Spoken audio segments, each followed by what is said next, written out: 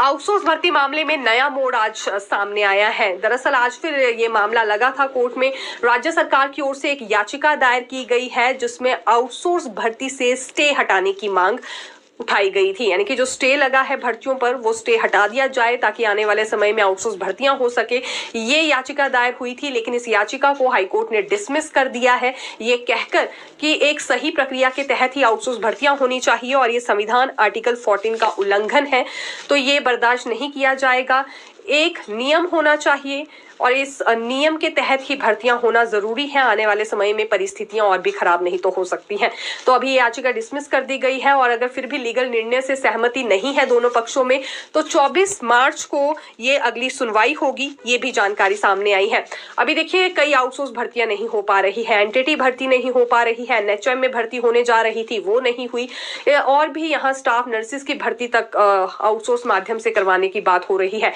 Guest teacher भर्ती होगी, ये भी आउटसोर्स आधार पर होगी। हाल ही में सरकार ने फैसला लिया है, काफी विरोधी स्वर उठ रहे हैं, लेकिन उसके बावजूद भी शिक्षा मंत्री ने पिछले कल क्लियर कर दिया कि इस पॉलिसी को वापस नहीं लिया जाएगा।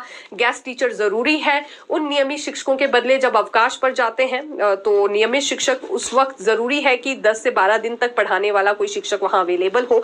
बच्चे अपनी पढ़ाई में बहुत सफर करते हैं, तो ये सोच समझकर निर्णय लिया गया है। लेकिन आउटसोर्स भर्तियां होंगी कैसे जब तक मामला कोर्ट में रहेगा। अब देखिए जो याचिका दायर की गई थी सरकार की ओर से और रिलीफ इसमें, क्योंकि यही मांगा गया था कि स्टे हटा दिया जाए आउटसोर्स भर्तियों से, इसे तो डिसमिस कर दिया गया है। तो अभी तब तक आउटसोर्स भर्तियां नहीं हो पाएंगी जब तक ये मामला कोर्ट में रहेगा। एनटीटी भर्ती न जाने कब होगी, 6 वर्षों से ज्यादा का समय हो चुका है, ये भर्ती प्रक्रिया अभी तक पूरी हुई नहीं।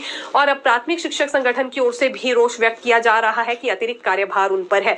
जेबीटीज को ही प्री प्राइमरी कक्षाओं को पढ़ाना पड़ रहा है। प्री प्राइमरी कक्षाएं शुरू तो कर दी गई, लेकिन अभी तक टीचर्स अवेलेबल नहीं है। जेबीटीज पर कार्यभार है और जेबीटी के भी बहुत सारे पद रिक्त चल रहे हैं। तो ऐसे में परिस्थितियां स्कूलों में ठीक नहीं है और बच्चों की पढ़ाई वैसे भी प्रभावित हो ही रही है, ये शिक्षकों का कहना है। और दूसरी ओर आउटसोर्स भर्ती को लेकर जो अभी मामला है कोर्ट में, उस पर भी कुछ कहना काफी मुश्किल है, क्योंकि अब 24 मार्च की इसमें भी देखिए अगली डेट दी गई है और अगर इस निर्णय से सहमत दोनों पक्ष नहीं होते हैं, सरकार का रुख अब क्या रहता है ये जानना काफी ज्यादा रोचक रहने वाला है। अब ये सरकार पर ही क्योंकि निर्भर करेगा कि वो क्या अभी भी आउटसोर्स भर्तियां करवाना चाहती है, तो कोई नया जवाब, नया हथकंडा यहाँ सरकार की ओर से फिर अपनाया जा सकता है और कोर्ट का रुख करने के लिए भी।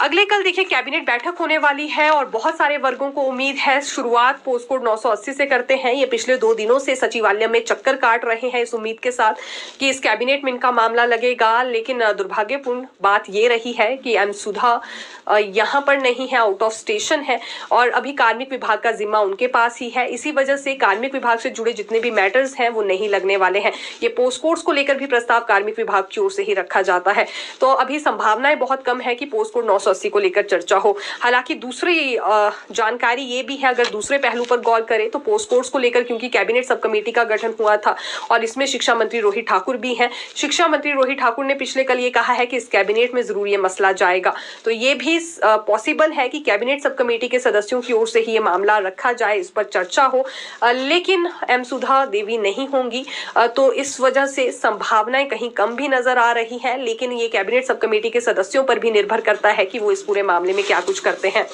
तो पोस्ट कोड 980 के अभ्यर्थी अभी काफी ज्यादा असमंजस में है कि अगले कल क्या होगा, इनका मैटर लगता है या नहीं लगता है।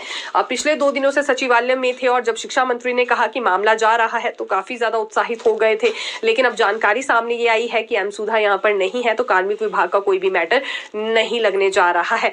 तो इस वजह से अब यहाँ गेम 50-50% हो गई है। अगले कल तक का हमें इंतजार करना चाहिए और फिर देखते हैं क्या होगा।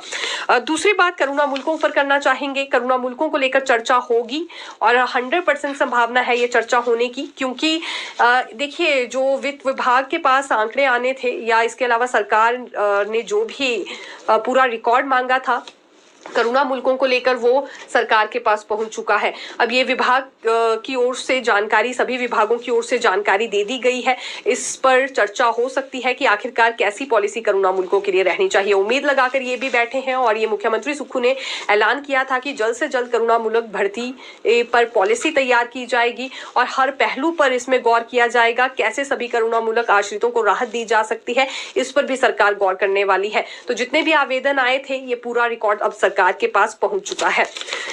पुलिस भर्ती मामला भी जा रहा है। ये कम्युनिकेशन विंग में पुलिस विभाग में पद खाली हैं और इन्हें भरने पर भी अगले कल चर्चा होने वाली है। इसके अलावा बीपीएल सर्वेक्षण के मापदंडों में भी कुछ एक बदलाव होने हैं। ग्रामीण विकास विभाग की ओर से मामला रखा जाएगा, माफी चाहेंगे, पंचायती राज विभाग की ओर से भी ये मामला रखा जाएगा और नई पंचायतों का मामला भी देखिए जाने वाला है।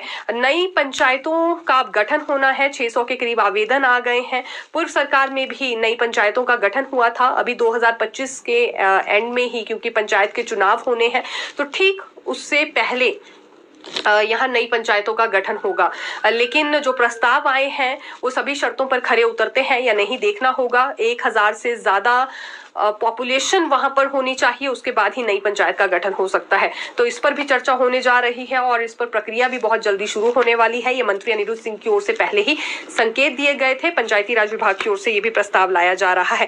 पेड़ कटान पर प्रतिबंध लगा दिया गया है वन विभाग की ओर से। अभी एक मामला गूंजा था शीतकालीन सत्र के दौरान, जब विपक्ष ने ये बात उठाई कि बालन के लिए यहाँ कई पेड़ों का कटान किया गया है धर्मपुर विधानसभा क्षेत्र में, और वो पेड़ भी काट दिए गए जो पूरी तरह से काटने प्रतिबंधित हैं। कुछ औषधीय पौधे भी काटे गए हैं। उसके बाद प्रतिबंध जरूर लगा दिया गया है, लेकिन इसमें भी फाइनल मंजूरी की आवश्यकता होगी कैबिनेट की, इसलिए मामला जा रहा है। राजस्व में रजिस्ट्री फीस की बढ़ोतरी का मामला भी कैबिनेट में जाएगा। तो ये कुछ मसले हैं, लेकिन पोस्ट कोड 980 पर सच में अभी तक असमंजस की स्थिति है, क्योंकि अब ये कैबिनेट सब कमेटी के सदस्यों पर निर्भर करता है कि वो औपचारिक या अनौपचारिक तौर पर इस पर चर्चा करते हैं या नहीं करते हैं।